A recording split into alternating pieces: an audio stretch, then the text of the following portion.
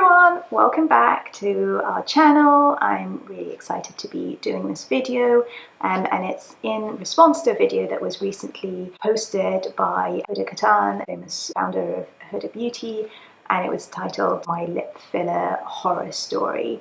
And it's a really interesting video and I wanted to share with you my opinion and kind of experiences as an aesthetic doctor and the founder of City Skin Clinic, and to kind of go through a lot of the stuff that I agree and some of the things that I also wanted to kind of add to it or maybe clarify a little bit. And this is not a video that's supposed to kind of have a go at Huda Kattan. I am such a massive fan. In fact, I'm wearing her nude palette, so I'm a massive fan, and I think she has such an inspirational story as an entrepreneur. If you don't know who she is, firstly, where have you been? So she is the founder of Huda Beauty. It is an extremely successful brand. She's one of the kind of original YouTube influencers. She had a blog that was really successful, and it was kind of her as a makeup artist sharing her tips and her tricks and her beauty hacks. And you know, her kind of brand is all about kind of having fun with makeup, and it's super glam and a little bit girly. She's super successful and makes really awesome products that I adore. So this is very much me kind of responding to that video and giving her so much credit for posting it. I think she's one of the rare people in the beauty world who's actually quite open and honest about a lot of the treatments that she's had done. She's spoken and been honest from the get-go about having lip fillers, and I think that's super, super important. Not enough people do that, so it always feels like it's something that no one ever has, yet non-surgical aesthetic treatments are incredibly common, and I think if more people talk about it, it actually will help from kind of removing some stigma, some of the shame, some of the embarrassment of having it. There's this kind of pressure, especially on women, to always look, you know, flawless without having done anything. And I think we live at a time where there's a bit of a backlash against that. And actually, it's fine. It's fine if you don't want to have anything done. It's fine if you do want to have something done. It's as long as it's an informed decision and it's something that kind of makes you happy and feel empowered and lets you get on with the rest of your life and focus on the things that are important. So with the video, she just to summarize it, I think it's a great video, and I'm leaving a little note to it at the end of this so that you can watch it if you like. But she talks about her experiences over the last 10 years of having lip fillers, and basically why she's having some of the filler removed. I won't spoil the ending, but she removes, she's had the top lip dissolved, and that's because she felt that she was, well actually I think the doctor she went to had said that it was making her look old and fake and plastic, and she didn't really like that. So she had the top removed and then just left a little bit in the bottom, and she's quite happy with the outcome, and she's happy to kind of contour with makeup and just achieve a result that she's happy with. And I have to say, you know, her lips, once she removes the makeup and you see her kind of lips without the filler at the top, they look lovely. Yes, they are smaller, but their shape is really there, and these are some of the things that I wanted to touch upon. I do think that you can have a very natural looking result with lip fillers, but it's not something that just happens by itself. It's something that you have to be quite keen on, and you have to find a doctor or clinic that have that vision and that value, happy to have an honest conversation with you. So one of the things that really struck me, the first thing, is that her first lip filler experience was performed by a doctor who apparently just injected four injections of filler, one here, one there, one there.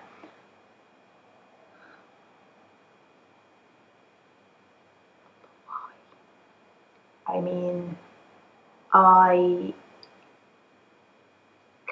can't stop being shocked by this sort of thing. It happens so often.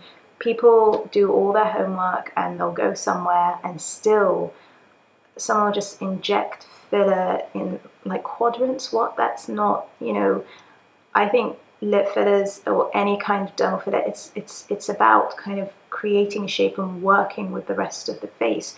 when you're working on the lips, you don't just work on the lips, you want to accentuate the lips and enhance them, but in a way that looks natural with the rest of the face. And what you should always be seeking to do is work with what you have and not change it. You might want to adjust things like some asymmetries or whatever, but the lip should look like that person's lip in the first place. And one of the things I always do is when someone comes in, I look at how they, for example, wear their makeup and how they put their lip liner and their lip, because that tells you how they would like to see their lips. And there's only so much you can do with makeup, right? So that's what kind of almost makes them happy. But also just there's so many different components to the lips. There's the outline, there's the shape of the lips, there's the pout and the plumpness, and looking at them from the front and the side, those all have to be considered. And so it really pains me when I hear that just people have this kind of slapdash approach, and it's sadly not that uncommon.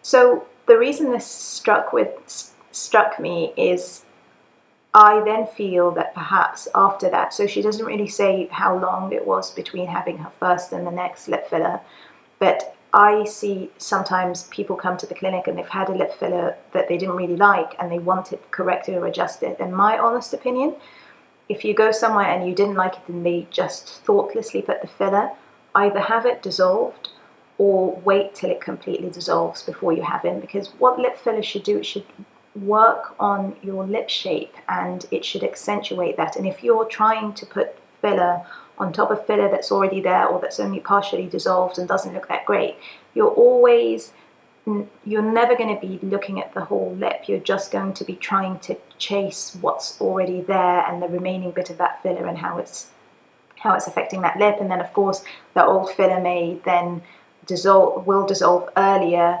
than the next filler, and then you have to have filler more often because you're accounting for some of that. If the foundations aren't right, then it's just wait until they are, because you really want to work with your actual lip shape and not correct something like that. And especially with lip filler, it can be easy to dissolve, and depending on the filler you've had, that can also dissolve by itself in about 6 to 8 months if you're looking at Juvederm Ultra, and that's actually a positive. If you didn't have a great result but you weren't keen on dissolving it, you're okay to wait it out. It's not such a long time. So I would say that's something that's really important to bear in mind if you have fillers. It's also really important to do your homework. Our ethos is on kind of you, but a bit more enhanced, and a really natural result. So obviously we are not that great if you want a very, very exaggerated look, and we don't do that look. And so, it's not to judge anyone. I think if that's what you want and that's what you like, that's great. But it's best to find, it's like a relationship. It's best to find somewhere that has what you want as their main vision, their main aim. And the second thing is, it's really important to find a doctor or doctors that you really can feel comfortable with. You can talk to them, explain, when you're deciding on the treatment plan, they involve you in it, and they can speak to you about it and answer all your questions, and it is your face after all. So that's something that's really important, that you're involved in that process, and that will help stop you from getting an outcome that you don't really like. And the other thing that kind of struck me is that she mentioned she'd kind of been, since in the last 10 years, to kind of loads of different doctors. And again, that's something that's not that uncommon, but I'd say one of the problems is if you go to lots of different places, unless you dissolve everything or wait for everything to dissolve, you always have someone who's working on something that's already kind of been done or half done, and it's not that ideal. I think it's fine to go to different doctors, but if you like a clinic or a place, it's best to stick to that place, so that then they always have your treatment records. The doctor seeing you can always know what happened last time and the time before that, and how did it look since then, and they can see how you reacted. And if you had one filler and then a slightly different type of filler, they can judge which was better for you. They can also remember, although the treatment is always personalized, it should be personalized each and every time you go, because if you're going once a year, over time you'll get older, and your treatment should be adapted to how your face looks at that time. and based on the experiences of the previous times. And if you can't do that and you need to go to another country, you can't go to the same place, then it's perfectly reasonable and acceptable to ask them for some before and afters of each time you've gone, so that you know what your treatment's kind of path is, or what the outcome is. And you should always be told what products you've had. That's another thing that we sometimes see in the clinic. People have had treatment elsewhere, but no one tells them what treatment. If something's going to go in your face, you need to know what it is. And if they don't volunteer that information, you need to ask them, because that's so important in managing the plan. Huda was great as well about talking about different types of fillers. So she seems to have had hyaluronic acid fillers, which is great. She also mentioned other types of fillers that can be there. And I completely agree with her about collagen fillers. I really don't think anyone should be having collagen filler in their lips. That's my personal opinion. I think they don't look great.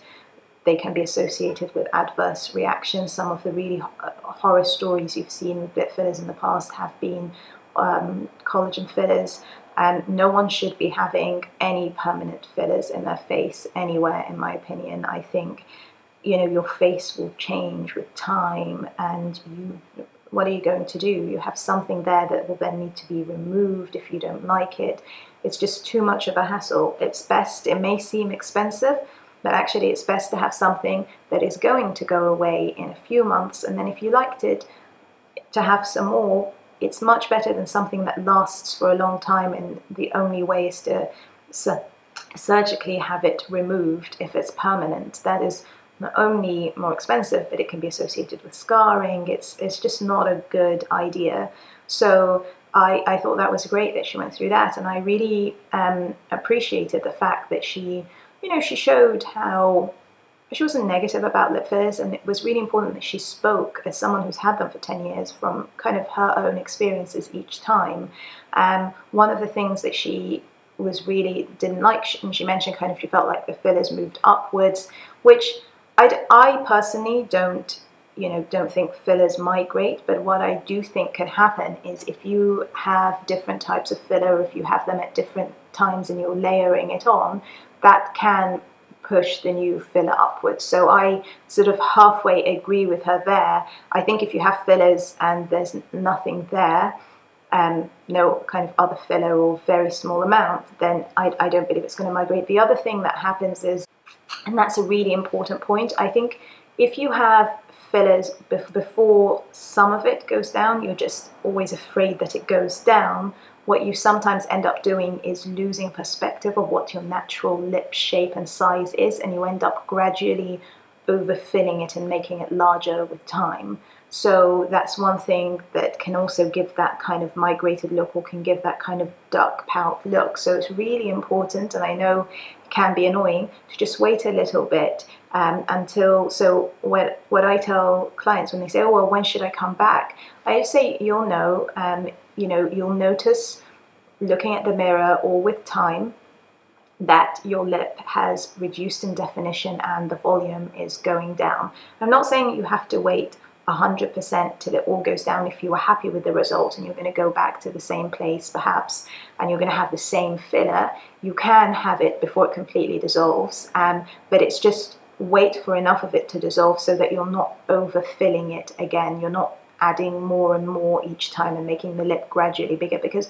a lot of this happens over time, and it's always a good idea. So when I or any of my team are doing a treatment, we always, before the patient comes in or the client comes in, we always have a look at their previous photos just to see, okay, make sure that each time we're getting a beautiful result that is in keeping with their face. We're not going, you can get bigger and bigger without knowing it each time because it's so gradual. So it's important to look at the timeline of what they've had done. So that's so useful. And again, it's about kind of picking somewhere that you have a relationship with that are going to do that. They're even going to show you. Sometimes if someone has come in and I think they need to wait a bit, I just say, look, I've had a look, let's look at your photos together. And they'll say, you know what, you're right, yes, I just got used to them being a certain size, I thought it was time.